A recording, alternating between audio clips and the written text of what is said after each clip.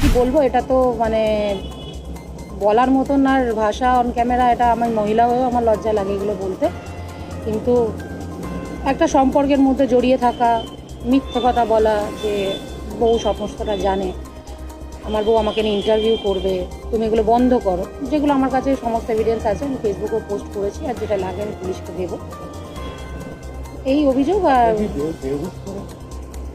আর দেখুন, আমি এগুলো তো পুলিশের বিচারাধীন, আমি এগুলো ঠিক জনসমক্ষে বলতে চাই না, কারণ কিছু জিনিস তো একদম ব্যক্তিগত থাকাটাই উচিত।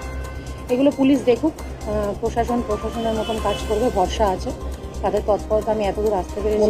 পরিচয়টা কি?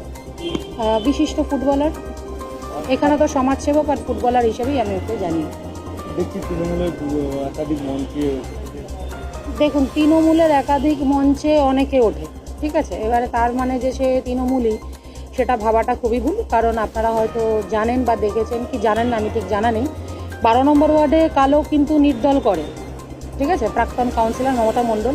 তারও যখন প্রোগ্রাম হয় আপনি একটুখানি দেখবেন এদিক ওদিকে ওনার যে ব্যানারগুলো লাগানো থাকে, ওই ব্যানারে দেখবেন তৃণমূলের লোগো থাকে।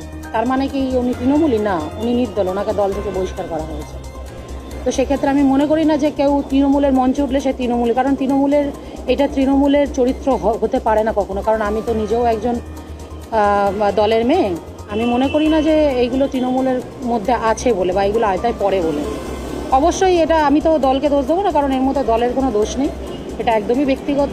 হয়তো কোনো রকম আমাকে কোনো রকম বুঝিয়েছিল যে এটা করলে ওটা হবে, ওটা করলে ওটা হবে, এইগুলো পরে পরে জানতে পেরেছি কোনটা ঠিক কোনটা ভুল। সম্পর্ক বলতে গেলে প্রথমেই কথা বলতাম 2021 থেকে, অগস্টের 22 তারিখ থেকে আমাদের ওয়ার্ডে একটা রাখি প্রোগ্রাম ছিল, সেখান থেকে কথাবার্তা শুরু।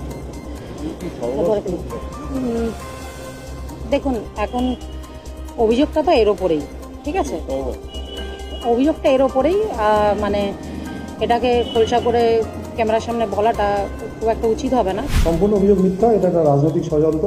এটা আমি যেহেতু বিধায়ক তাপসার জিত হয়ে তৃণমূলের একনিষ্ঠ কর্মী হিসাবে এই বিধানসভা ভর্তি আরম্ভ করে সমস্ত কিছু এটা এই অঞ্চলে ব্যাপকভাবে নেতৃত্ব দিচ্ছি এবং সুন্দরভাবে মানুষের পাশে দাঁড়িয়ে কাজ করছি।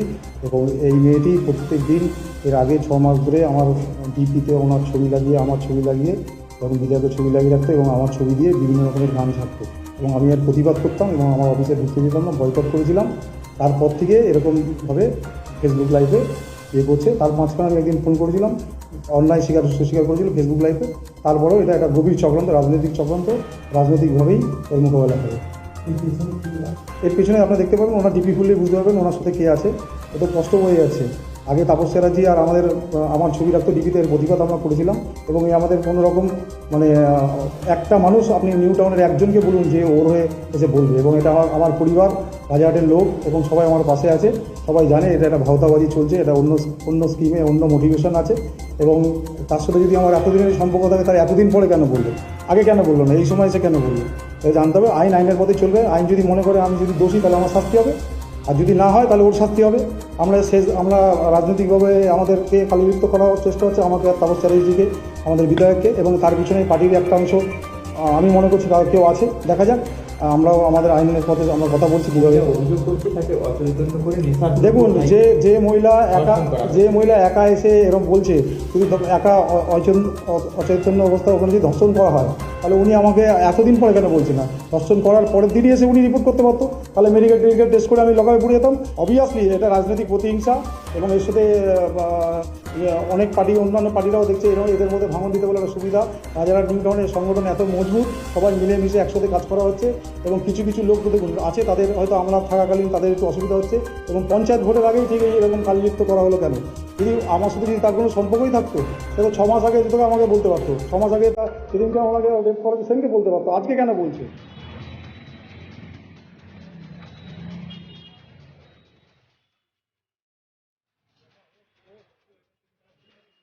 আমাদের চ্যানেল সাবস্ক্রাইব করুন।